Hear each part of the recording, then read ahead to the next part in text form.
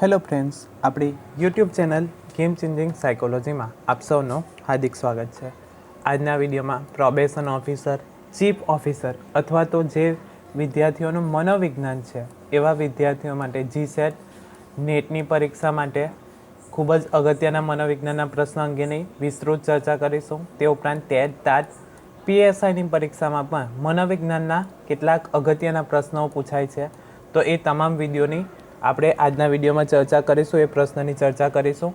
તો પાર્ટ 4 છે આજના વિડીયોમાં. અગાઉના 3 વિડીયો તમે નહીં જોયા હોય તો પ્લેલિસ્ટમાંથી તમે જોઈ શકો છો. હાલમાં જે આવનારી પરીક્ષા છે પ્રોબેશન ઓફિસર અને જે વિદ્યાર્થીઓનું મનોવિજ્ઞાન છે એવા વિદ્યાર્થીઓ માટે જીસેટમાં અને યુજીસી નેટની પરીક્ષામાં ખૂબ જ અગત્યના પ્રશ્નો જે પૂછાય છે તો એની ચર્ચા આપણે આજના વિડીયોમાં કરીશું. તો સૌપ્રથમ પ્રશ્ન છે, શિક્ષણ એટલે અનુભવ અને મહાવરાના લીધે વર્તનમાં થતો સાપેક્ષ કાયમી ફેરફાર. આ વ્યાખ્યા કોણે આપી હતી? તો સીટી મોર્ગન દ્વારા આ વ્યાખ્યા આપવામાં આવી હતી. ખૂબ જ અગત્યનો પ્રશ્ન છે. સીધું જીસેટમાં અથવા તો યુજીસી નેટમાં પણ પૂછાઈ શકે છે અને પ્રોબેશન ઓફિસરમાં પણ પ્રશ્ન પૂછાઈ શકે છે કે શિક્ષણ એટલે અનુભવ અને મહાવરાના લીધે વર્તનમાં જે સાપેક્ષ કાયમી ફેરફાર થાય છે એ વ્યાખ્યા કોના દ્વારા આપવામાં આવી હતી? તો સીટી મોર્ગન દ્વારા આપવામાં આવી હતી. વ્યક્તિ જે પણ કંઈ શીખે છે, નવું શીખવા માટે પ્રયત્ન કરે છે તો એ પોતાના અનુભવમાંથી શીખે છે અને મહાવરામાંથી શીખે છે. એટલે કે વારંવાર પુનરાવર્તન કરે છે એના કારણે એના વર્તનમાં જે ફેરફાર થાય છે અથવા તો સાપેક્ષ કાયમી ફેરફાર થાય છે તો એને શિક્ષણ કહેવામાં આવે છે. વ્યક્તિને કંઈક નવું શીખે છે તો વારંવાર અનુભવ થાય છે, એના કારણે એ ફરી પુનરાવર્તન કરે છે અથવા તો મહાવરો કરે છે. એના કારણે જે ફેરફાર થાય છે તો એને શિક્ષણ કહેવામાં આવે છે. ફોર એક્ઝામ્પલ, આપણે જ્યારે બાઇક યા સાયકલ શીખતા હોઈએ ત્યારે આપણે અનુભવ અને મહાવરાના લીધે શીખીએ છીએ તો એ પણ શિક્ષણમાં આવી શકે છે. તો ખૂબ જ અગત્યનું છે. શિક્ષણ એટલે અનુભવ અને મહાવરાના લીધે વર્તનમાં થતો સાપેક્ષ કાયમી ફેરફાર. આ વ્યાખ્યા સીટી મોર્ગન દ્વારા આપવામાં આવી હતી. ત્યાર પછીનો પ્રશ્ન છે, કૂતરાના મોંમાં ઘંટડી સાંભળતા જ લાળ ઝરવી એ કઈ પ્રતિક્રિયા છે? તો અભિસંધિત પ્રતિક્રિયા છે. આ પણ અગત્યનો પ્રશ્ન છે. 2019ની પ્રોબેશન અને ચીફ ઓફિસરમાંથી બેમાંથી કોઈ એક એક્ઝામમાં પ્રશ્ન પૂછાયો હતો. કૂતરાના મોંમાં ઘંટડી સાંભળતા જ લાળ ઝરવી એ કઈ પ્રતિક્રિયા કહેવામાં આવે છે? તો અભિસંધિત પ્રતિક્રિયા કહેવામાં આવે છે. અગત્યનો પ્રશ્ન છે. ત્યાર પછીનો પ્રશ્ન છે, ક્રિયાત્મક અભિસંધાન સિદ્ધાંત કોના દ્વારા આપવામાં આવ્યો હતો? આ પણ અગત્યનો પ્રશ્ન છે કે ક્રિયાત્મક અભિસંધાન જે સિદ્ધાંત છે એ કોના દ્વારા આપવામાં આવ્યો હતો? તો સ્કિનર દ્વારા આપવામાં આવ્યો હતો. ત્યાર પછીનો પ્રશ્ન છે, મનોવિજ્ઞાન માટે સૌપ્રથમ સાયકોલોજી શબ્દનો ઉપયોગ કરનાર કોણ હતા? તો આ પણ અગત્યનો પ્રશ્ન છે. પ્રોબેશન અને ચીફ ઓફિસર તેમજ જીસેટ જે મનોવિજ્ઞાનના વિદ્યાર્થીઓ છે એમના માટે પણ અગત્યનો પ્રશ્ન છે કે મનોવિજ્ઞાન માટે સૌપ્રથમ સાયકોલોજી શબ્દનો ઉપયોગ કરનાર કોણ હતા? તો રુડોલ્ફ દ્વારા સૌપ્રથમ સાયકોલોજી શબ્દનો ઉપયોગ કરવામાં આવ્યો હતો. અહીંથી બીજો પ્રશ્ન પણ પૂછાઈ શકે છે. સાયકોલોજી શબ્દ મૂળ કઈ ભાષા પરથી ઉતરી આવ્યો છે? તો ગ્રીક ભાષા પરથી ઉતરી આવ્યો છે. સાયકોલોજીના 2 અર્થ થાય છે એટલે કે ગ્રીક શબ્દ પરથી ઉતરી આવ્યો છે. તો સાયકી પ્લસ લોગોસનો બનેલો છે. સાયકોલોજી શબ્દ 2 શબ્દનો બનેલો છે. Psyche plus Logos. સાયકી એટલે કે આત્મા અને લોગોસ એટલે વિજ્ઞાન. તો આ 2 શબ્દનો બનેલો છે. આ પણ અગત્યનો પ્રશ્ન છે, પૂછાઈ શકે છે પ્રોબેશન ઓફિસરમાં કે મનોવિજ્ઞાન માટે સૌપ્રથમ સાયકોલોજી શબ્દનો ઉપયોગ કરનાર કોણ હતા? તો રુડોલ્ફ દ્વારા સાયકોલોજી શબ્દનો ઉપયોગ કરવામાં આવ્યો હતો. સાયકોલોજી શબ્દ મૂળ કઈ ભાષા પરથી ઉતરી આવ્યો છે? તો ગ્રીક ભાષા પરથી ઉતરી આવ્યો છે. કયા શબ્દ? તો સાયકી પ્લસ લોગોસ પરથી ઉતરી આવ્યો છે. સાયકી એટલે કે આત્મા અને લોગોસ એટલે વિજ્ઞાન, એટલે કે આત્માનો અભ્યાસ કરનારું વિજ્ઞાન એટલે મનોવિજ્ઞાન કહેવામાં આવે છે. એવી પહેલાં વ્યાખ્યા આપવામાં આવી હતી. ત્યાર પછીનો પ્રશ્ન છે, જર્મનીમાં લિપ્સિંગ નામના શહેરમાં સૌપ્રથમ મનોવિજ્ઞાનની પ્રયોગશાળા કોણે સ્થાપી હતી? આ પણ અગત્યનું છે. તો વિલ્હેમ વૂન દ્વારા સ્થાપવામાં આવી હતી. ક્યારે સ્થાપવામાં આવી હતી? 1879માં જર્મનીના લિપ્સિંગ શહેરમાં મનોવિજ્ઞાનની પ્રથમ પ્રયોગશાળા શરૂ કરવામાં આવી હતી અથવા તો સ્થાપવામાં આવી હતી. એના કારણે મનોવિજ્ઞાનના પિતા તરીકે વિલ્હેમ વૂનને ઓળખવામાં આવે છે. આ પણ અગત્યનો પ્રશ્ન છે. ત્યાર પછીનો પ્રશ્ન છે, ભારતમાં મનોવૈજ્ઞાનિક પ્રયોગશાળા કોણે સ્થાપી હતી? આ ખૂબ જ અગત્યનો પ્રશ્ન છે. ભારતમાં સૌપ્રથમ મનોવિજ્ઞાનની પ્રયોગશાળા કોણે સ્થાપી હતી? અગાઉના પ્રશ્નમાં શું હતું? જર્મનીના લિપ્સિંગ શહેરમાં સૌપ્રથમ મનોવિજ્ઞાનની પ્રયોગશાળા કોણે સ્થાપી હતી? તો વિલ્હેમ વુન્ડ. અને ભારતમાં પૂછે તો બોજેન્દ્રનાથ સીલ દ્વારા સ્થાપવામાં આવી હતી. કઈ જગ્યાએ? તો કોલકાતામાં સ્થાપવામાં આવી હતી. કયા વર્ષમાં? તો 1905માં. અહીંથી 3 ક્વેશ્ચન તમને પૂછાઈ શકે છે. ભારતમાં સૌપ્રથમ મનોવિજ્ઞાનની પ્રયોગશાળા કોણે સ્થાપી હતી? બોજેન્દ્રનાથ સીલ દ્વારા સ્થાપવામાં આવી હતી. કયા સ્થળે? તો કોલકાતામાં સ્થાપવામાં આવી હતી. કયા વર્ષમાં? તો 1905માં. તો આ યાદ રાખવાનું છે. ત્યાર પછીનો પ્રશ્ન છે, આધુનિક મનોવિજ્ઞાનના પિતા કોને ગણવામાં આવે છે? તો વિલ્હેમ વુન્ડને ગણવામાં આવે છે. શા માટે ગણવામાં આવે છે? તો સૌપ્રથમ મનોવિજ્ઞાનની પ્રયોગશાળા સ્થાપી હતી એટલા માટે. આપણે અગાઉનો પ્રશ્ન જોયો એ અનુસાર જર્મનીના લિપ્સિંગ શહેરમાં સૌપ્રથમ મનોવિજ્ઞાનની પ્રયોગશાળા સ્થાપી, એના કારણે વિલ્હેમ વુન્ડને આધુનિક મનોવિજ્ઞાનના પિતા ગણવામાં આવે છે. તો આ પણ અગત્યનો પ્રશ્ન છે. ત્યાર પછીનો પ્રશ્ન છે, મનોવિજ્ઞાન એટલે વર્તન અને માનસિક પ્રક્રિયાનો વૈજ્ઞાનિક અભ્યાસ. આ વ્યાખ્યા કોણે આપી છે? તો આ પણ અગત્યનું છે કે મનોવિજ્ઞાન એટલે વર્તન અને માનસિક પ્રક્રિયાનો વૈજ્ઞાનિક અભ્યાસ. આ વ્યાખ્યા કોણે આપી છે?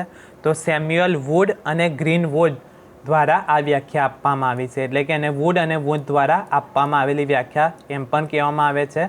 તો મનોવિજ્ઞાન એટલે વર્તન, આપણે જે પણ કોઈ વર્તન કરીએ છીએ એ અને માનસિક પ્રક્રિયા જે આપણે વિચારીએ છીએ તો એ પ્રક્રિયાનો વૈજ્ઞાનિક રીતે અભ્યાસ કરે છે તો એને મનોવિજ્ઞાન કહેવામાં આવે છે. આ વ્યાખ્યા કોના દ્વારા આપવામાં આવી છે? તો સેમ્યુઅલ વુડ અને ગ્રીનવુડ દ્વારા આપવામાં આવી છે.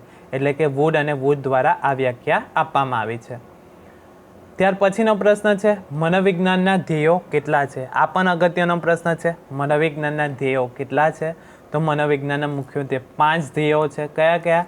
તો વર્ણન કરવું, આગાહી કરવી, સમજ મેળવવી અથવા તો સમજૂતી મેળવવી, નિયંત્રણ કરવું અને જીવનની ગુણવત્તા સુધારવી. એ મનોવિજ્ઞાનના 5 મુખ્ય ધ્યેયો છે. વર્ણન કરવું એટલે કે વ્યક્તિ અમુક પ્રકારનું વર્તન કરે છે તો શા માટે કરે છે એની ડિટેલમાં માહિતી મેળવી એનું વર્ણન કરવામાં આવે છે. ત્યારબાદ આગાહી કે અમુક બાળક યા અમુક બાળકનો આઈક્યુ આટલો છે અને જો એને આ ફિલ્ડમાં મૂકવામાં આવે તો એને સફળતા મળશે કે નહીં મળશે, તો એની આગાહી પણ આપણે કરી શકીએ છીએ. સમજ મેળવવી, એ વ્યક્તિ અમુક પ્રકારનું શા માટે વર્તન કરે છે એના પાછળના કારણો કયા કયા જવાબદાર છે તો સમજ મેળવવી. નિયંત્રણ મેળવવું એટલે કે કોઈ પણ બાબત હોય તો એનું નિયંત્રણ કરવું. અને છેલ્લી છે જીવનની ગુણવત્તા સુધારવી. તો આ પણ અગત્યનો પ્રશ્ન છે. મનોવિજ્ઞાનના ધ્યેયો કેટલા છે? તો મનોવિજ્ઞાનના 5 ધ્યેયો છે. વર્ણન કરવું, આગાહી કરવી, સમજ મેળવવી, નિયંત્રણ કરવું અને જીવનની ગુણવત્તા સુધારવી. ત્યાર પછીનો પ્રશ્ન છે, વર્તનવાદના સ્થાપક તરીકે કોને ઓળખવામાં આવે છે? તો જે.બી. વોટસનને ઓળખવામાં આવે છે. તો જે.બી. વોટસનને વર્તનવાદના સ્થાપક તરીકે ઓળખવામાં આવે છે. તમારા માટે પ્રશ્ન છે, મનોવિશ્લેષણવાદના સ્થાપક કોણ છે? તો તમે જો જાણતા હોય તો કમેન્ટ બોક્સમાં કમેન્ટ કરી શકો છો. વર્તનવાદના સ્થાપક તરીકે જે.બી. વોટસનને ઓળખવામાં આવે છે. ત્યારબાદ મનોવિજ્ઞાન વર્તનનું વિજ્ઞાન છે આવી વ્યાખ્યા કોણે આપી હતી? કે મનોવિજ્ઞાન જે છે એ વર્તનનું વિજ્ઞાન છે. આવી વ્યાખ્યા કોણે આપી હતી? તો જે.બી. વોટસન દ્વારા આપવામાં આવી હતી કે વ્યક્તિ અમુક પ્રકારનું વર્તન કરે છે તો એ વર્તનનું અભ્યાસ કરનારું વિજ્ઞાન એટલે મનોવિજ્ઞાન. આવી વ્યાખ્યા વોટસન દ્વારા આપવામાં આવી હતી. ત્યાર પછીનો પ્રશ્ન છે, પ્રયોગના મુખ્ય લક્ષણો કેટલા છે અને કયા કયા છે? આ પણ 2019માં ચીફ ઓફિસર અથવા તો પ્રોબેશન ઓફિસરમાં પૂછાયેલો પ્રશ્ન છે. પ્રયોગના મુખ્ય લક્ષણો કેટલા છે અને કયા કયા છે? તો પ્રયોગના મુખ્યત્વે 3 લક્ષણો છે, પરિવર્તન, નિયંત્રણ અને પુનરાવર્તન. પરિવર્તન એટલે કે આપણે એમાં ફેરફાર કરી શકીએ, એટલે કે જે પણ મનોવિજ્ઞાનમાં પ્રયોગ કરવામાં આવે છે તો એમાં આપણે અમુક ફેરફારો કરી શકીએ છીએ.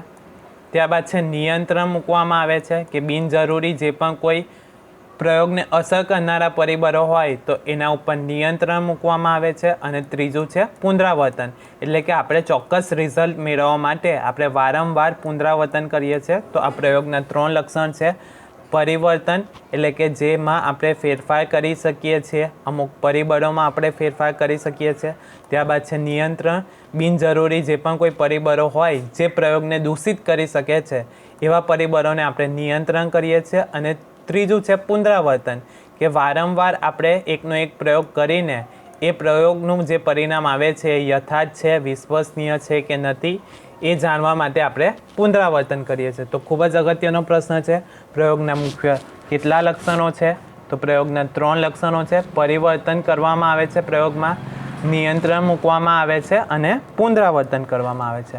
ત્યાર પછીનો પ્રશ્ન છે ખાલી જગ્યા એટલે નિયંત્રિત પરિસ્થિતિમાં કરવામાં આવતું અવલોકન. તો પ્રયોગ એટલે નિયંત્રિત પરિસ્થિતિમાં કરવામાં આવતું અવલોકન એટલે પ્રયોગ કહેવામાં આવે છે કે જે બિનજરૂરી પરિબળો હોય, જે આપણા પ્રયોગના પરિણામને દૂષિત કરી શકે છે, એવા પરિબળોને આપણે નિયંત્રણ કરીએ છીએ. તો નિયંત્રિત પરિસ્થિતિમાં કરવામાં આવતું અવલોકન એને આપણે શું કહીશું? પ્રયોગ કહીશું. ત્યાર પછીનો પ્રશ્ન છે પ્રયોગમાં પ્રયોગ કરતા જે પરિસ્થિતિ કે ઘટકના મૂલ્યમાં હસ્તોપયોજન એટલે કે ફેરફાર કરી શકે, પરિવર્તન કરી શકે, તેને કયું પરિવર્તન કહેવાય? આ પણ અગત્યનો પ્રશ્ન છે. Probation officer as well as chief officer અને જીસેટ તેમજ યુજીસી નેટના જે સાયકોલોજીના વિદ્યાર્થીઓ છે તેમના માટે અગત્યનો પ્રશ્ન છે કે પ્રયોગ કરતા જે પરિસ્થિતિમાં ફેરફાર કરે છે એને શું કહેવામાં આવે છે? તો એને સ્વતંત્ર પરિવર્તન કહેવામાં આવે છે. ફોર એક્ઝામ્પલ લઈએ સંગીતની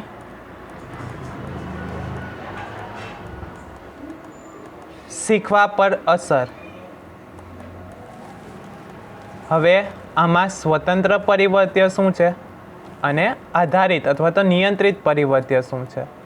તો સંગીતમાં આપણે ફેરફાર કરી શકીએ. ફોર એક્ઝામ્પલ વધારે અવાજ, ઓછો અવાજ અથવા તો નિમ્ન અવાજ એટલે કે જોરથી વાગતું સંગીત, ધીમેથી વાગતું સંગીત અને મધ્યમ અવાજથી વાગતું સંગીતની શીખવા પર અસર થાય છે કે નથી થતી? તો સંગીતમાં આપણે ફેરફાર કરી શકીએ.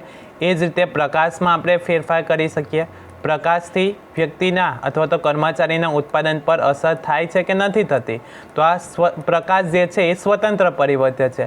ઓછા પ્રકાશમાં વ્યક્તિ અથવા તો કર્મચારી કેટલું ઉત્પાદન કરે છે, મધ્યમ પ્રકાશમાં કેટલું ઉત્પાદન કરે છે અને ઉચ્ચ પ્રકાશ હોય અથવા તો વધારે પ્રકાશ હોય એમાં કર્મચારીનું ઉત્પાદન કેટલું છે એ જાણવા માટે જે આપણે પ્રકાશમાં ફેરફાર કરીએ છીએ તો એને સ્વતંત્ર પરિવર્તન કહેવામાં આવે છે. તો પ્રયોગમાં પ્રયોગ કરતા જે પરિસ્થિતિ કે ઘટકના મૂલ્યમાં હસ્તોપયોજન એટલે કે ફેરફાર કરે, પરિવર્તન કરે એને કયું પરિવર્તન કહેવામાં આવે છે? તો સ્વતંત્ર પરિવર્તન કહેવામાં આવે છે.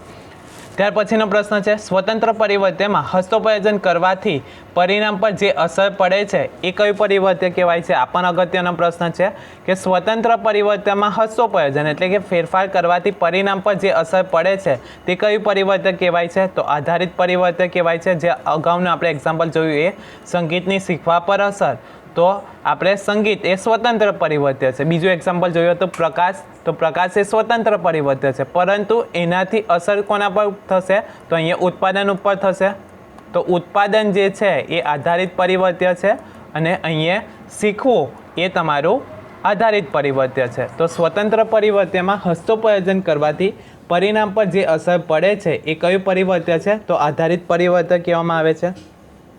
ત્યાર પછીનો પ્રશ્ન છે ઇઝી પ્રશ્ન છે. પ્રેરણા માટે અંગ્રેજી શબ્દ કયો વપરાય છે? તો મોટિવેશન શબ્દ પ્રેરણા માટે વપરાય છે. તો આ પણ અગત્યનો પ્રશ્ન છે.